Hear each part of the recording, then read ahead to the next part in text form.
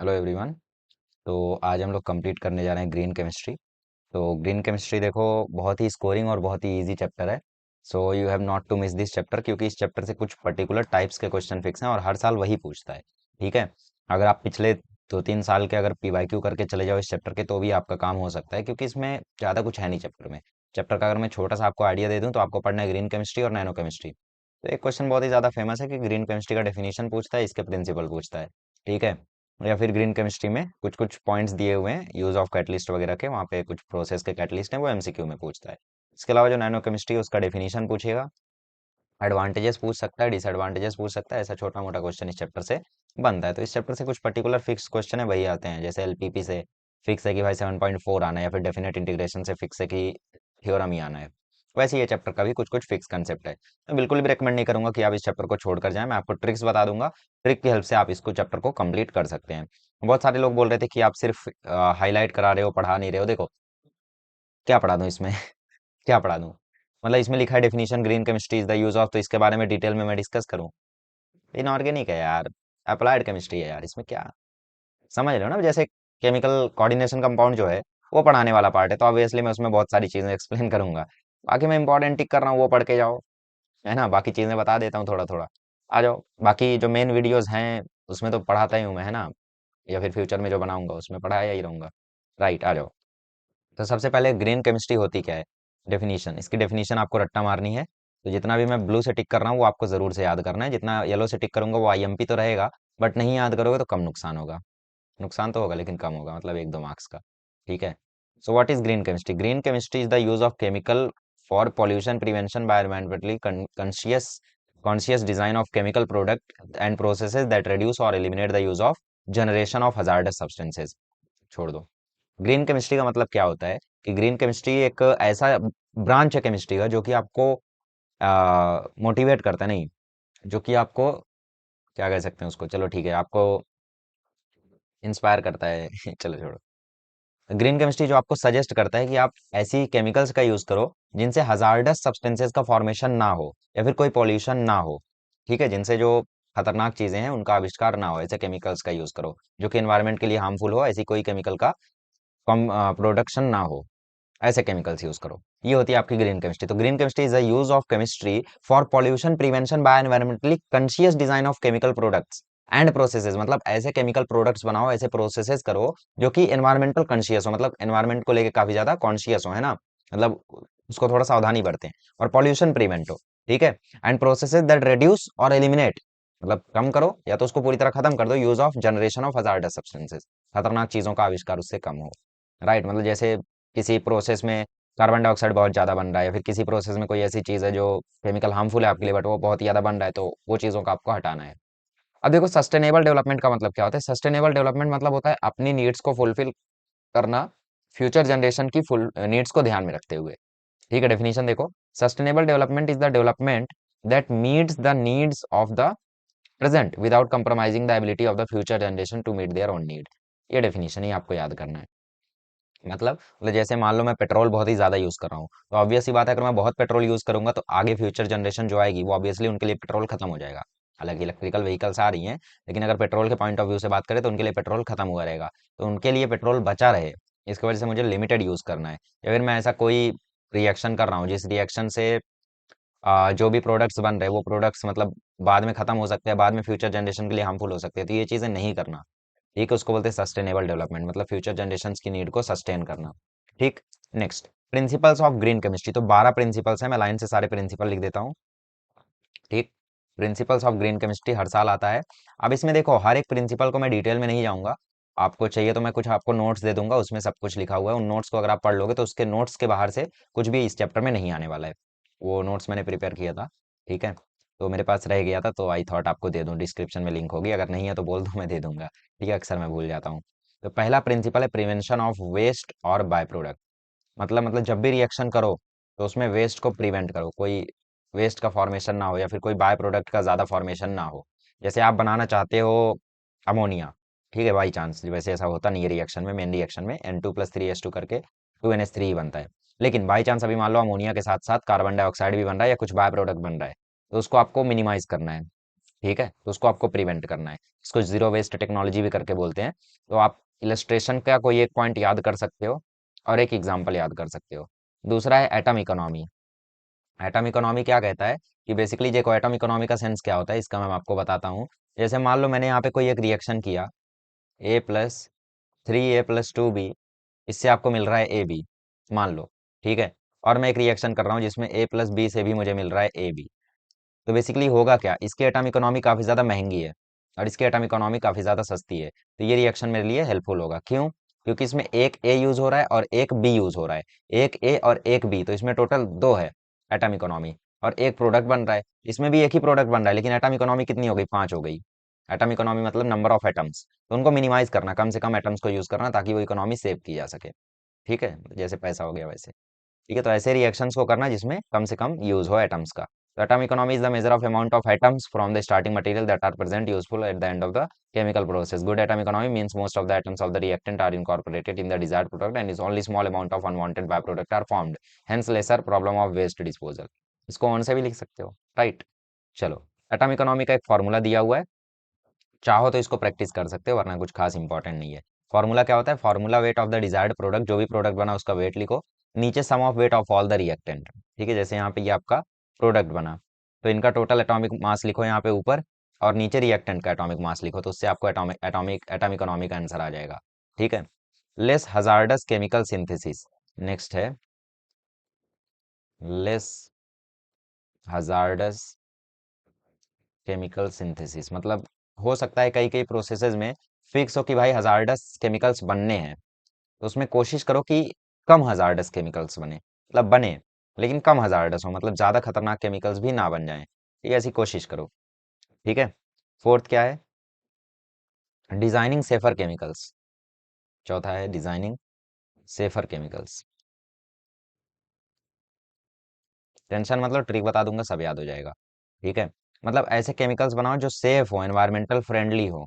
ठीक है, इनके बारे में आप पॉइंट्स तो लिख ही सकते हो। हालांकि वो 3 मार्क्स में पूछेगा, right the 12 principles of green chemistry, तो उसमें आप सिर्फ हेडिंग लिख के आ जाओगे तो भी मार्क्स मिलना है, लेकिन फिर भी कोशिश करो कि पूरा लिखो। Use of safer solvent and auxiliaries.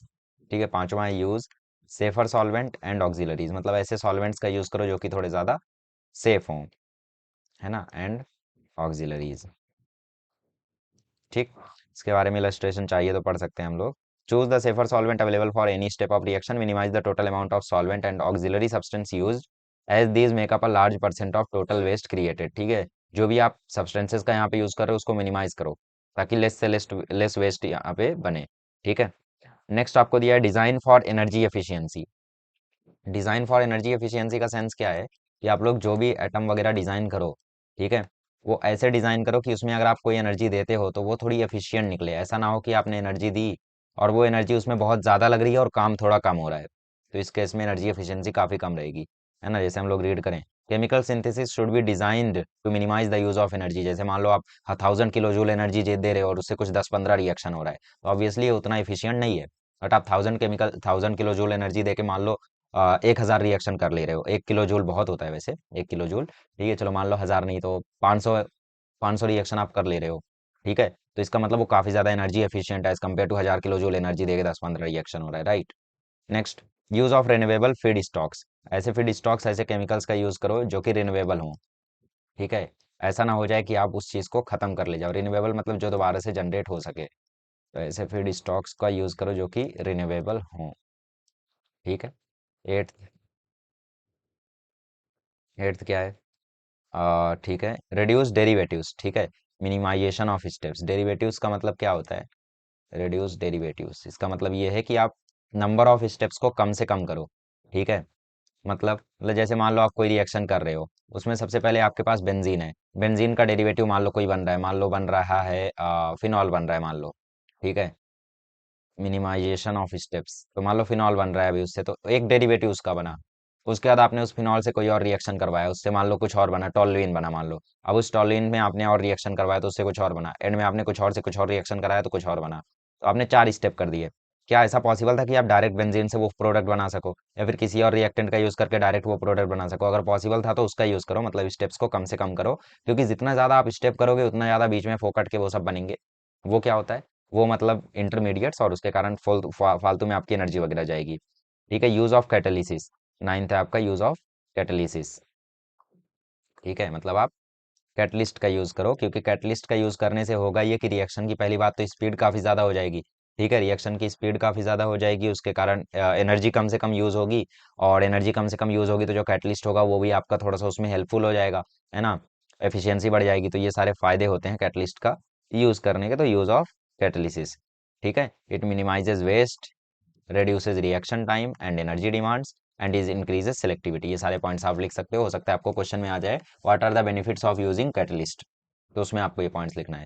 अब देखो नीचे कुछ यहाँ पे पॉइंट्स दिए हुए हैं, तो इसमें हम लोग को लिखना है कैटलिस्ट जो यूज होता है इसमें। ठीक है, so let me right it. ठीक है, तो हाइड्रोजिनेशन ऑफ ऑयल में आपका निकल यूज होता है। ठीक है, Haber's process of manufacture of ammonia में जहाँ तक मुझे पता है मॉलिबेडनम यूज होता है। ठीक है, मॉलिबेडनम यूज होता है, वो भी Fe2O3 के साथ। ठीक है, एचडीपी पॉलीमर बनने में किसका यूज होता है, ये तो आपको याद ही रहना चाहिए, जिगलर नाटा कैटलिस्ट का, है ना। और कॉन्टैक्ट प्रोसेस का तो हमेशा से ही याद है, जिगलर नाटा कैटलिस्ट का। दिख रहा है क्या? नहीं दिख रहा है तो बोलो। नहीं दिख रहा है, पहले बोलना था ना यार। चलो, पहले में यूज हुआ निकल, दूसरे में यूज हुआ Fe2O3 प्लस मॉलिबेडनम, और उसके बाद आपका यूज हुआ यहाँ पे जिगलर नाटा कैटलिस्ट, जिगलर नाटा कैटलिस्ट। ठीक है, फिर H2SO4 में V2O5, और प्रोपॉस्ट प्रोसेस में आपका साइन गैस यूज होता है, सिन गैस जो भी बोलो आपको। ठीक है, so these are the catalyst which are used. तो इसका आप चुप चाहो तो स्क्रीनशॉट ले सकते हो सकता है एग्जाम में आ जाए। Design for degradation, real time analysis. ठीक है, डिजाइन फॉर डिग्रेडेशन, पॉइंट्स लिख लें एक बार हम लोग, फिर हम लोग सभी पॉइंट्स को एक एक करके देखेंगे कि कैसे याद कर सकते हैं। Design for degradation,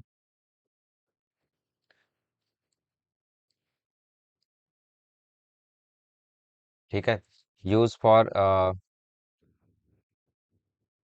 design for degradation मतलब ऐसे केमिकल्स बनाओ जो डिग्रेड हो सकें। ठीक है, और इजीली डिस्कार्ड हो सके, ऐसे केमिकल्स का आप फॉर्मेशन करो। ऐसा ना हो जाए कि आप जैसे प्लास्टिक फॉर्म कर रहे हो तो प्लास्टिक जल्दी डिस्कार्ड होती नहीं है।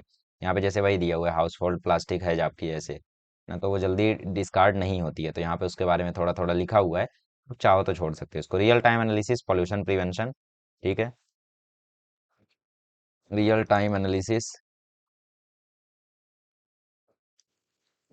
पॉल्यूशन प्रिवेंशन, ये आपका नेक्स्ट पॉइंट हो गया कि आप पॉल्यूशन काफ़ी ज़्यादा प्रिवेंट कर सको, है ना। और लास्ट आ गया सेफर सॉल्वेंट, है ना। सेफर केमिकल क्या है? Safer chemistry for accident prevention. ठीक है, safer chemistry for accident prevention मतलब ऐसा कोई रिएक्शन मत करो जिसके कारण थोड़ा प्रॉब्लम हो जाए, एक्सीडेंट वगैरह हो जाए, है ना।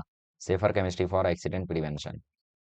तो इनके पॉइंट्स आप चाहो तो ऑन से भी लिख सकते हो, बट आपको ये हेडिंग डिट्टो याद रहनी चाहिए, क्योंकि आपका हेडिंग ही देखेगा मेनली मॉडरेटर। ठीक है, 3 मार्क्स का आएगा, उसमें 12 हेडिंग्स वैसे ही हैं, इससे ज़्यादा वो क्या ही करवा लेगा।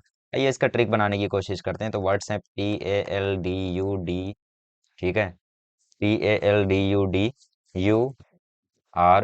URUDRS। ठीक है, तो इसका शॉर्टकट हम लोग बना सकते हैं आर, और कोई आर है? एक आर, दो आर, दो आर है ना, तो R² एक डी, एक डी, एक डी, D³ ठीक है, U क्यूब, ठीक है, ALS स्लैब, ठीक है, SLAP स्लैब। 2 3 5 3 8 4 12 हो गया ये ट्रिक। ठीक है, तो इसको आपको कैसे याद करना है? DU का होल क्यूब R² स्लैब, ऐसे आपको याद करना है। DU का होल क्यूब, इसका मतलब 3D है और 3U है, तो 3D मतलब design for energy efficiency, design safer chemicals, और डी से एक और आ गया आपका डिजाइन फॉर डिग्रेडेशन। यू से 3 आ गया, मतलब use of safer solvent, use of catalyst, use of safe chemicals, नहीं, use of renewable feed stocks. R² मतलब 2 R आ गया यहाँ पे, तो इसका मतलब यहाँ पे ये हो गया आपका रियल टाइम एनालिसिस, और एक हो गया रेड्यूस डेरिवेटिव्स। ठीक है, स्लैब में S से एक, L से एक A से और एक P से। ठीक है, सो इस तरीके से भी आप याद कर सकते हो। बाकी आपके पास अगर कोई बेहतर ट्रिक है तो आप भी आप कमेंट कर सकते हो।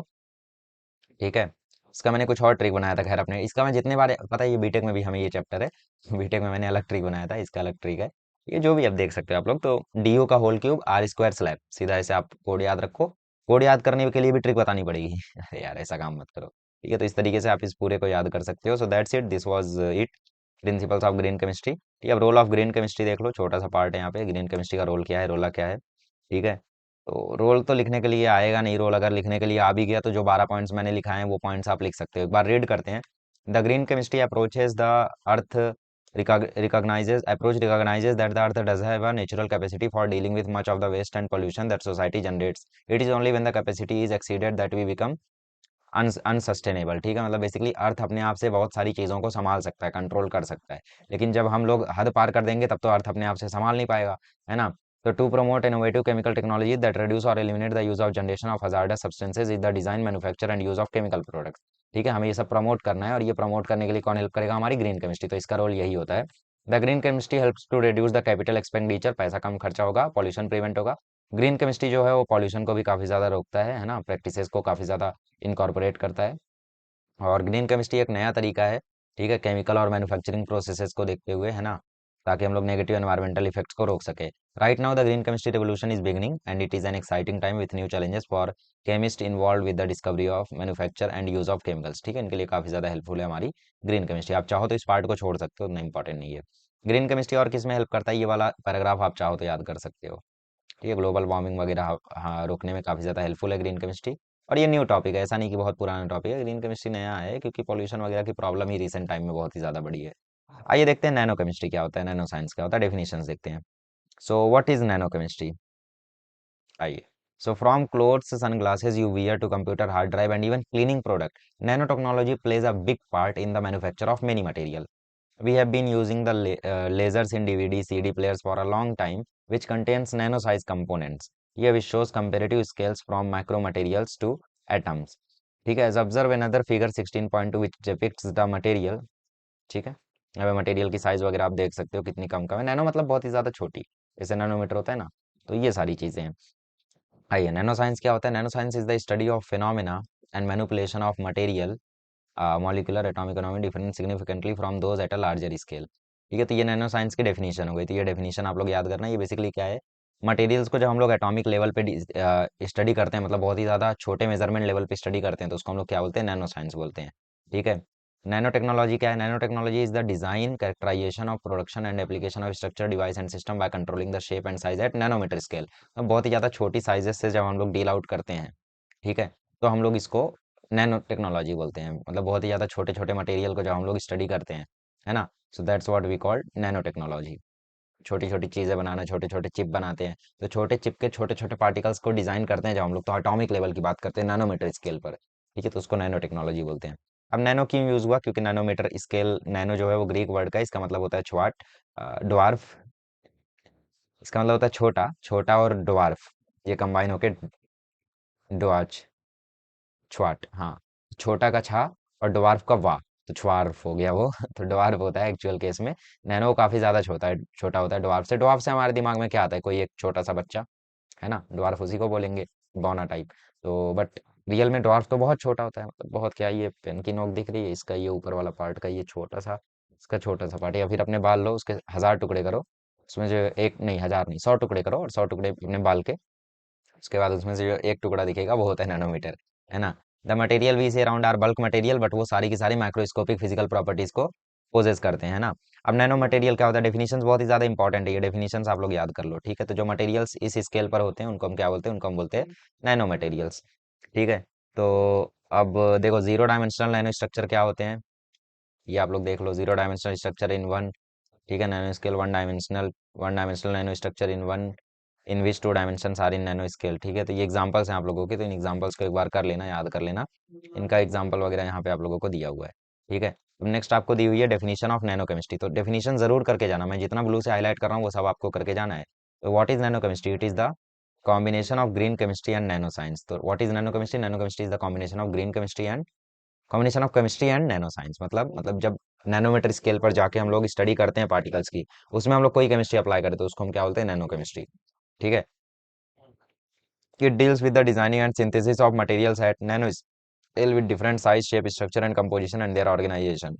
Nanochemistry is used in chemical, physical and material science as well as engineering, biological and medical applicants. ठीक है, हर एक जगह पर देखो नैनो साइंस है, क्योंकि कोई भी बड़ी चीज बनाने से पहले उसके छोटे छोटे कंपोनेंट्स तो हमें डिजाइन करने ही पड़ते हैं, तो वो छोटे छोटे कंपोनेंट्स बनेंगे कैसे? नैनो साइज के, है ना, तो ऐसे ही तो बनेंगे। अब देखो नैनो पार्टिकल का कलर वगैरह यहाँ पे दिया हुआ है आप लोगों को, बहुत सारी छोटी छोटी चीजें दी हुई हैं। तो ये करना ही है आप लोगों को, कैटालिटिक एक्टिविटी करनी है। और तो यहाँ पे एप्लीकेशन ऑफ नैनो मटेरियल, ठीक है, तो छोटा सा ही पार्ट है, लेकिन फिर भी इंपॉर्टेंट है, ठीक है, तो करना पड़ेगा। देखो, हाँ, ओके। सो कलर क्या होता है? It is an optical property that is different at nano scale. मतलब बेसिकली जैसे मान लो आपके पास सोना है, तो सोना जो होता है ना, वो आपको कौन से कलर का दिखता है? वो आपको दिखता है येलो कलर का। लेकिन जब आप उसको एटॉमिक लेवल पर जाओगे ना, तो वो आपको अलग कलर का दिखेगा। जैसे यहाँ पे दिया हुआ है, elemental gold as we know has nice shining yellow colour. However if you had only 100 gold atoms arranged in the cube, its colour will be much more red. ठीक है, जैसे ये आपका गोल्ड है और ये भी आपका गोल्ड है, बट ये रेड कलर में है। देख रहे हो? मतलब नैनो स्केल पे जब हम लोग जाते हैं, तो कलर्स जो होते हैं वो चेंज हो जाते हैं, प्रॉपर्टीज चेंज हो जाती है ना। देख सकते हो आप लोग यहाँ पे, जो गोल्ड है उसका असली रंग क्या होता है? लाल होता है, लेकिन लाल लाल लाल लाल ऐसे बड़ा जब हो जाता है तो वो हो जाता है आपका येलो। ठीक। Surface area, high surface to volume ratio is a very important characteristic of nano particles. Bulk material को अगर आप डिवाइड करोगे इंडिविजुअल ग्रुप में, तो जो टोटल वॉल्यूम होगा वो तो सेम रहेगा हर एक का, लेकिन जो कलेक्टिव सरफेस एरिया होगा वो बढ़ेगा। ठीक है, जैसे आप लोग यहाँ पे देख सकते हो, जैसे ये है आपका। ठीक है, इसका सरफेस एरिया है 6 मीटर स्क्वायर, लेकिन वॉल्यूम उतना ही है। इसका सरफेस एरिया है 12 मीटर स्क्वायर, लेकिन वॉल्यूम उतना ही है। इसका सरफेस एरिया 18 मीटर स्क्वायर, लेकिन इसका वॉल्यूम उतना ही है। तो वॉल्यूम तो सेम रहता है, लेकिन अब जब आप डिवाइड करते जाओगे तो इसका सरफेस एरिया बढ़ते जाता है। ठीक है, okay. Catalytic activity, due to increase in surface area with decrease in particle size, nano material based catalytic activity show increased catalytic activity. तो आप लोग जानते हो जो कैटलिस्ट होते हैं वो तब ज्यादा बेहतर से काम करते हैं जब आपके पास, 10th में एक आंसर था ना कि चूने पर रिएक्शन स्लो क्यों होता है और चूने के पाउडर पे रिएक्शन जल्दी क्यों होता है? पार्टिकल साइज, तो पार्टिकल साइज जब कम हो जाए, है ना, तो रिएक्शन थोड़ा जल्दी होता है। और अगर सरफेस एरिया मान लो यहाँ पे बढ़ रहा है और उस पे आप कैटलिस्ट को रख रहे हो, तो कैटलिस्ट ऑब्वियसली यहाँ पे पॉजिटिवली काम करेगा, है ना। तो नैनो मटेरियल बेस्ड कैटलिस्ट जो होते हैं उनकी एक्टिविटी काफी ज्यादा बढ़ जाती है, क्योंकि यहाँ पे पार्टिकल की साइज बढ़ गई। ऑब्वियसली एक्टिविटी नहीं बढ़ेगी तो स्लो होगा, है ना। तो example palladium platinum metal nano particle used in hydrogenation reaction, इस एग्जाम्पल को याद रखना। और ये भी याद रखना, ठीक है, तो मार्क ही कर देता हूँ, वरना तुम बोलोगे मार्क नहीं किया तो याद क्या करें। ठीक है, so this is it. Okay, next, thermal properties. Melting point, the melting point of nano material changes drastically and depends on size. For example, sodium clusters, ठीक है, जैसे सोडियम हो गया, उसमें 1000 एटम्स हैं, तो वो मेल्ट हो जाते हैं 288 केल्विन पे। लेकिन मान लो 10,000 एटम्स का क्लस्टर है, क्लस्टर मतलब गुच्छा, तो वो मेल्ट होता है 303 केल्विन पे। और बल्क सोडियम जो होता है वो 371 केल्विन पे। तो अगर आप साइज चेंज करोगे तो मेल्टिंग पॉइंट वगैरह भी चेंज होता है। मैकेनिकल स्ट्रेंथ की बात करें तो नैनो साइज्ड कॉपर जो होता है उसकी हार्डनेस जो होती है वो 5%, 500% ज़्यादा होती है। तो ऑब्वियस सी बात है, जितना पार्टिकल छोटा होगा उतना ही ज़्यादा वो मजबूत होगा। इलेक्ट्रिकल कंडक्टिविटी, इलेक्ट्रिकल कंडक्टिविटी क्या होती है नैनो स्केल पर? अगर हम उसे ऑब्जर्व करें, तो जो कार्बन नैनो ट्यूब होता है वो अगर नैनो स्केल पर इसके जाए, ऑब्वियसली नैनो ट्यूब है तो नैनो स्केल पर है, तो वहां पर ये अच्छा कंडक्टर की तरह एक्ट करता है, फिर सेमी कंडक्टर की तरह एक्ट करता है। हालांकि जो नॉर्मल कार्बन होता है वो अच्छे से कंडक्ट नहीं करता है। अब सिंथेसिस ऑफ नैनो मटेरियल, कैसे हम लोग नैनो मटेरियल्स को सिंथेसाइज कर सकते हैं? So there are two approaches and the synthesis of nano material to the synthesis of nano material, bottom up and top down. ठीक है, मतलब ऊपर से शुरू कर सकते हैं, नीचे से शुरू कर सकते हो। तो कैसे हम लोग प्रिपेयर कर सकते हैं? देखो, in the bottom approach, molecular components are arranged themselves into more complex assemblages, atom by atom, molecule by molecule and cluster by cluster from the bottom। ये देखो, नीचे ये आपका पूरा पार्टिकल पार्टिकल था, इससे एटम एटम कंबाइन हुआ, cluster cluster बना। ये क्लस्टर से ये अगेन कंबाइन हुए, यहाँ पे बड़े बड़े एटम्स बने या मॉलिक्यूल्स बने, सारे मॉलिक्यूल्स कंबाइन होकर बल्क पार्टिकल बने। ठीक, एग्जांपल जैसे कोलॉइडल डिस्पर्जन से कोई एक नैनो पार्टिकल का सिंथेसिस होना। अब ये क्या होता है, ये 11th में पढ़ा नहीं है तो जाने दो, ठीक है। In the top down approach, nano material are synthesised from bulk material by breaking the material. और जैसे कोई बल्क मटेरियल उसको तोड़ते तोड़ते तोड़ते तोड़ते छोटा लाओ, उसको बोलते हैं टॉप डाउन अप्रोच। ठीक है, इसको बोलते हैं बॉटम अप अप्रोच, मतलब छोटे से बड़ा बनाना बॉटम अप्रोच, बड़े से छोटा बनाना top down approach. Wet chemical synthesis क्या होता है? अब देखो, ये सोल जेल प्रोसेस याद रखना। ठीक है, sols are dispersion of colloid particles in a liquid, colloids are solid particles with diameter this much, वो इंपॉर्टेंट नहीं है। ठीक है, sol gel is based on inorganic polymerisation reaction, इसको भी याद रखना आप लोग। It is generally carried out at room temperature including 4 steps. तो ये 4 स्टेप्स हैं, याद करने की जरूरत नहीं है, सिर्फ आप इतना याद रखो, ठीक है, कि सोल जेल किस पे बेस्ड होता है। ओके, नेक्स्ट क्या दिया हुआ है आप लोगों को? कुछ रिएक्शन दिया हुआ है, आप लोग चाहो तो याद करो वरना छोड़ सकते हो, उसी का रिएक्शन है बेसिकली। और उसके बाद ये टेबल थोड़ा सा इंपॉर्टेंट है, तो ये टेबल चाहो तो कर सकते हो। ठीक है, आ सकता है एग्जाम में। ओके। हम्म। ओके, तो यहाँ पे आप लोगों को इंस्ट्रूमेंट्स दिए हुए हैं जो यूज़ होते हैं नैनो पार्टिकल्स को आइडेंटिफाई या फिर एनालाइज करने के लिए। ठीक। चलिए तो ठीक है, अब यहाँ पे तो थोड़ा बहुत प्रोसेस वगैरह दिया हुआ है, छोड़ सकते हैं। आ जाओ एप्लीकेशन पर आ जाते हैं, बाकी पार्ट्स छोड़ सकते हो आप लोग। Nano chemistry has already contributed to number of innovative particles in various disciplines because of their unique physical, chemical, optical, structural, catalytic properties and so on. ठीक है, few applications are given below. देखो, nano particles can contribute to stronger, lighter, cleaner and smarter surfaces and systems। ठीक है, they are used in the manufacturing of scratch proof eyeglasses, transport, sunscreen, crack resistance points and so on. मतलब basically जैसे आप छोटे छोटे particles का use करके जब किसी चीज को बिल्डअप दोगे, तो ऑब्वियस सी बात है वो काफी ज्यादा मजबूत होगा, काफी ज्यादा बढ़िया होगा, है ना। और ये कहाँ यूज होता है, तो यूजेस दिए हुए हैं आप लोगों को, तो आप लोग सिर्फ यूजेस याद कर सकते हो। इलेक्ट्रॉनिक डिवाइस में यूज होता है, वाटर प्योरिफिकेशन में यूज होता है। तो ये नॉर्मल नॉर्मल पॉइंट्स याद रख सकते हो, अब जरूरी नहीं है कि पूरी तरीके से ही याद करो, है ना। सेल्फ क्लीनिंग मटेरियल में भी यूज होता है। और ये एग्जाम्पल याद कर लेना। ठीक है, AgNPS। Okay. Okay. Nano particles के एडवांटेजेस और डिसएडवांटेजेस ऑब्वियसली आपको याद करने हैं। तो एडवांटेजेस क्या हैं, देखो, करना चाहो तो revolution in electronics and computing. Electronics आप लोग जानती हो छोटे छोटे पार्टिकल्स पर ही बेस्ड होता है ना। एनर्जी सेक्टर में काफ़ी ज़्यादा हेल्पफुल रहा है, मेडिकल फील्ड में काफ़ी ज़्यादा हेल्पफुल रहा है, जैसे जो स्मार्ट ड्रग्स हो गए, या फिर कोई ऐसी मशीन बनाई हम लोगों ने, तो उन मशीन्स को बनाने में भी किसका यूज़ है, नैनो पार्टिकल्स का यूज़ है। डिसएडवांटेजेस क्या है, बेसिकली अब ये नैनो पार्टिकल्स हैं, छोटे छोटे पार्टिकल्स हैं ना, तो during despite the possibilities and the advancement that the nanotechnology offers to the world, there also exist certain potential risks involved with the disadvantages of it. Nanotechnology has raised the standard of living, but at the same time it has increased the pollution, which includes air pollution। Air pollution को काफी ज्यादा बढ़ा दिया है यहाँ पे nano technology ने, तो ये एक डिसएडवांटेज हो गया। The pollution caused by nano technology is known as nano pollution. क्या बात है, नैनो पोल्यूशन डिफाइन करने आ सकता है, तो इसको याद कर लेना। तो जो पॉल्यूशन नैनो टेक्नोलॉजी के कारण हो वो नैनो पॉल्यूशन। और ये पॉल्यूशन काफी ज्यादा डेंजर है, क्यों, क्योंकि इससे लंग डैमेज हो सकता है। छोटे छोटे पार्टिकल आपके लंग्स में जाके पूरी तरीके से उसको खराब कर सकते हैं, आपका पूरा रेस्पिरेटरी सिस्टम हिला कर रख देंगे, है ना। So characteristic of nano particles and that are relevant for health effective are size, chemical composition and shape. ठीक है, सो दिस इज इट, ये था आपका नैनो केमिस्ट्री का चैप्टर। इसमें जो कुछ भी मैंने पढ़ा है वो पढ़ना, और डिस्क्रिप्शन में एक लिंक है, वहाँ जाके उस PDF को डाउनलोड करना। अगर उस PDF को आप पढ़ लोगे तो उसके बाहर से ज़्यादा कुछ आने का चांस रहेगा नहीं। ठीक है, so this was it, this was your green chemistry and nano chemistry for you. Okay, चलिए, so we'll see you in some another lecture. Thank you so much.